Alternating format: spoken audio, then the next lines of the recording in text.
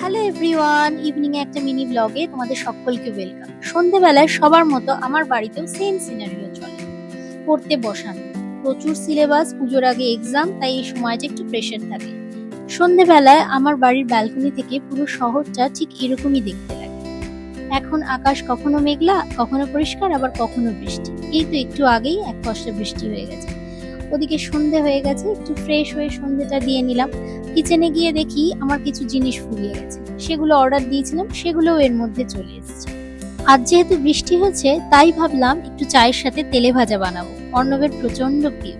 ও fresh হয়ে এলে একসাথে বসে চা খাবো। এইটুকু সময় আমরা দুজনে কোয়ালিটি টাইম স্পেন্ড করি, সারা দিনের গল্প করি, ভালো মন্দ লাগা নিয়ে কথা বলি, আড্ডাটা বেশ জমে যায়। এরপর ও চলে যাবে মেয়ে স্টাডিতে হেল্প করতে, আর আমি ডিনারের প্রিপারেশন করতে।